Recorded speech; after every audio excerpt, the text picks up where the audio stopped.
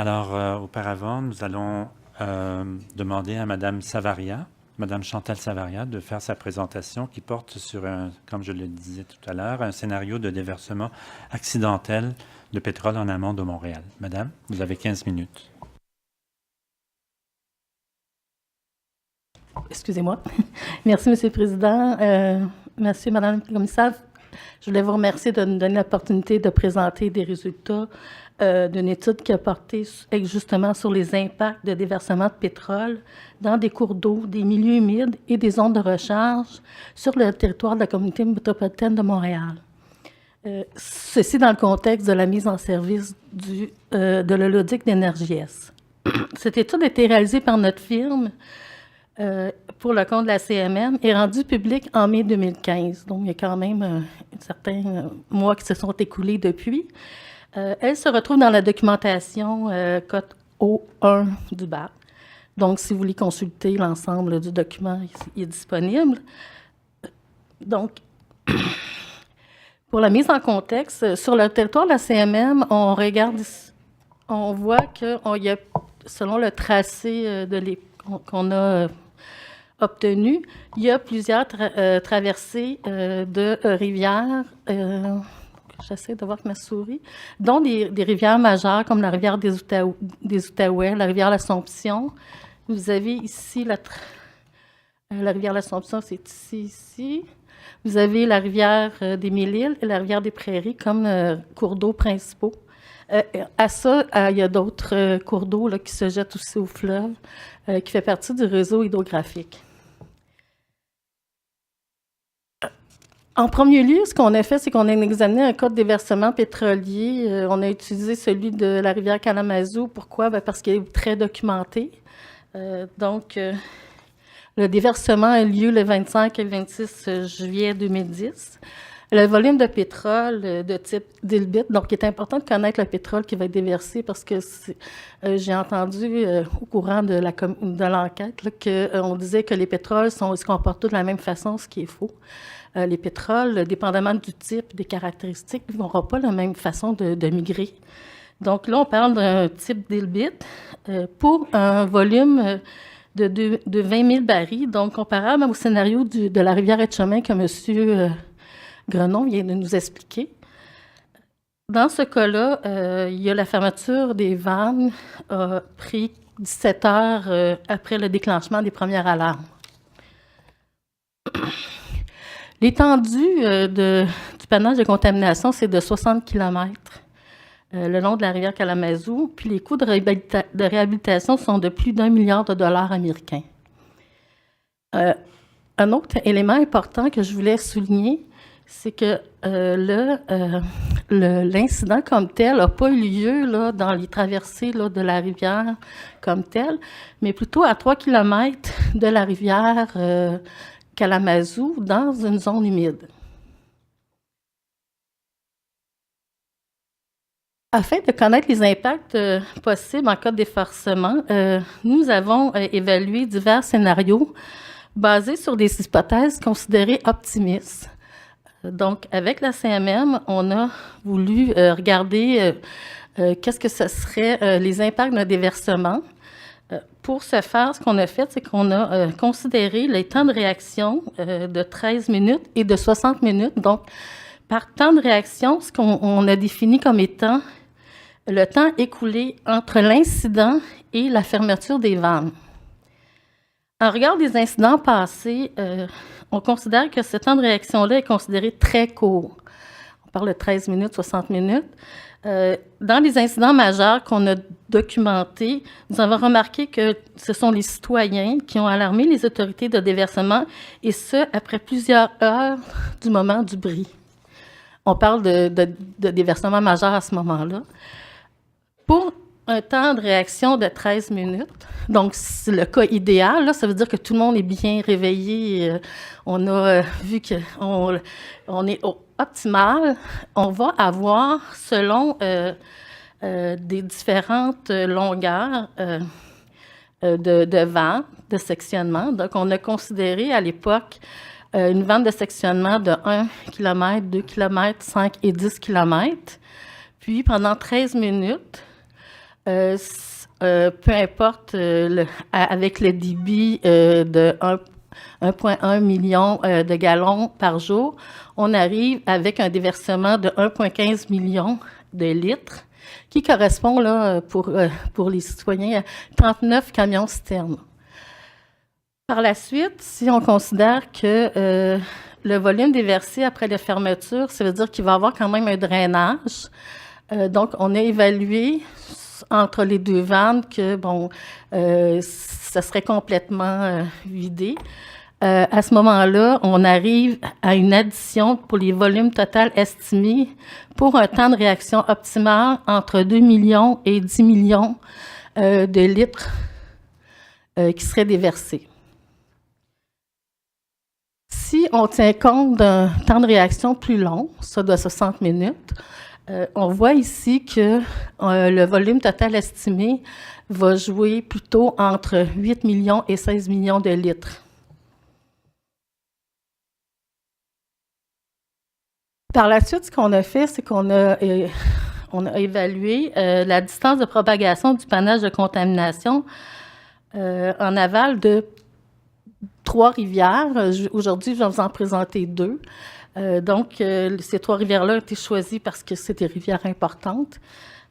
Donc, l'estimation a été réalisée par un modèle simple.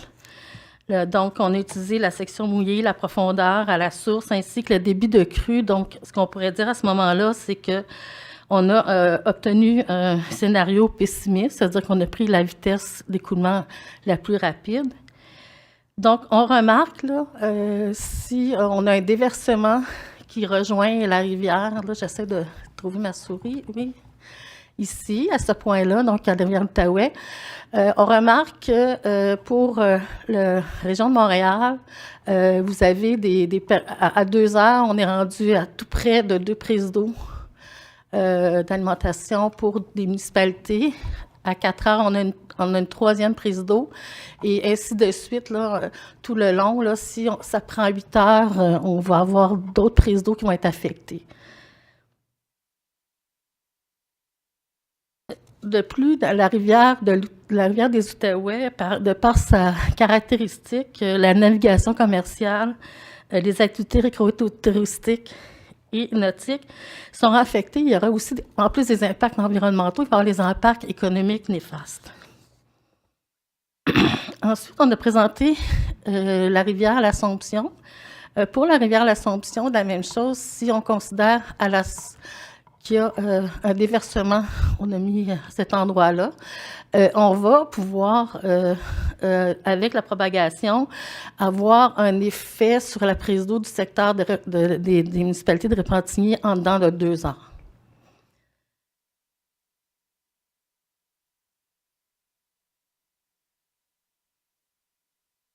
Sur leur territoire de la CMM, dans le tracé qui a été établi, il y a de nombreux milieux humides au nord qui seront traversés par l'Holoduc Énergie Est. La présente carte qu'on voit là présente les milieux humides, donc les tourbières, les marécages, donc les marais. C'est des taches vertes et oranges là, qu'on peut voir tout le long aussi, là. Nous avons retenu un scénario de déversement pour chacun des types de lieux humides, donc tourbières, marécages, marais. On a choisi 3 milieux humides. Donc, celui du secteur de l'Assomption, parce que c'est un complexe puis c'est une superficie importante. Si vous regardez, vous avez le tracé et vous avez juste ici le complexe qui comprend 346 hectares, quand même important, et de valeur écologique importante aussi. Par la suite, on a le secteur de Mirabel, où on a plusieurs milieux humides. Donc, il y a un complexe aussi de marécages qui vont peut-être de plus petits, je dirais de plus petite superficie. Par contre, au niveau des valeurs écologiques, ça a été retenu à ce niveau-là. Ensuite, la localisation du complexe de marais et marécages du secteur de Terrebonne. J'avais présenté aujourd'hui les impacts de déversement en cas en cas de déversement de pétrole. Bon, pour les milieux humides, bon, les contacts avec les plantes, les sédiments ainsi que les sols de souterrain sous-jacents vont amener la dégradation de la faune et de la flore de ce type de milieu. On va parler de dégradation aussi de la qualité de l'eau. Il y a aussi un côté irréversible sur les espèces floristiques et fauniques parce que pour ce type de lieu humide-là, on sait que ça prend plusieurs années pour s'établir. Et la contamination des 3 milieux humides, dans le cas où on a évalué, n'attendrait pas, par exemple, des prises d'eau municipales. C'était l'inquiétude là, des municipalités. Vous avez ici, justement, la tourbière de l'Assomption. Dans ce cas-là, au niveau de l'Assomption, ce qu'on voit aussi, c'est qu'il y a, dans ce secteur-là, des zones où il y a des zones de recharge dans le même secteur, si on regarde ici. Donc, pour les zones de recharge, on a utilisé aussi l'Assomption parce qu'il y avait beaucoup de documents au niveau hydrogéologique. Ce qu'on voit ici, c'est que le tracé comme tel de l'Holodic va traverser des zones qu'on appelle vulnérables, de vulnérabilité élevée. Donc, ce qui fait en sorte que dans les zones de recharge, il va y avoir une facilité à contaminer les eaux souterraines. Puis on voit dans ce secteur-là qu'il y a des prises d'alimentation en eau souterraine qui sont à proximité du tracé. Donc, donc, ça pourrait priver des citoyens, dans le cas d'un déversement, de leur puits d'eau domestique.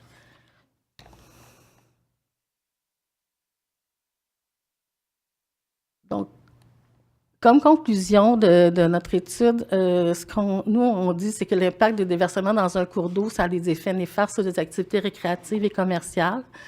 Ça a aussi des effets néfastes sur le milieu aquatique. Dans le cas où on étudiait, on voit qu'on peut être privé pour plusieurs municipalités en moins de 2 à 8 heures de leur alimentation en eau.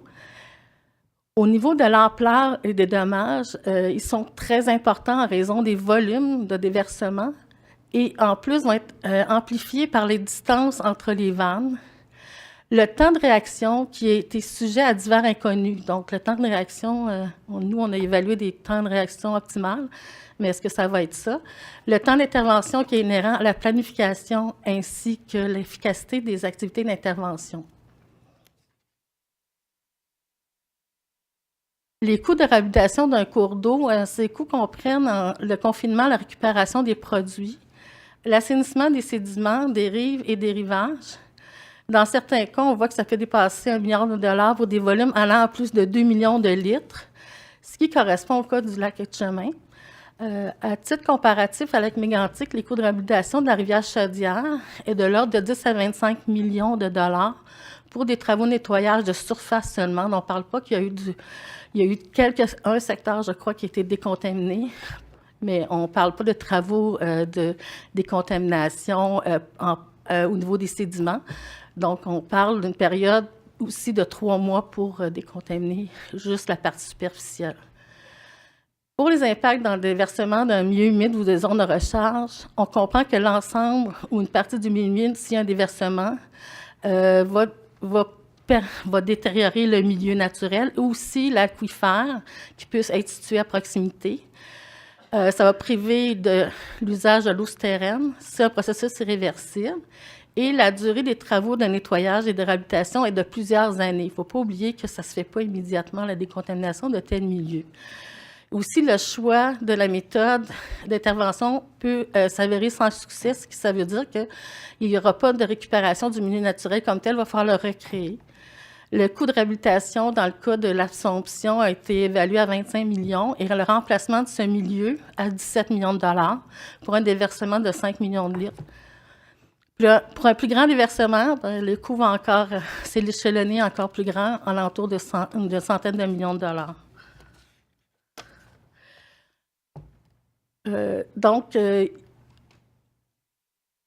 En vue de limiter les impacts environnementaux et économiques, notre rapport comprend plusieurs recommandations, mais aujourd'hui, ce que je vais faire, je vous en présente 5 qui, à mon avis, sont importantes de souligner.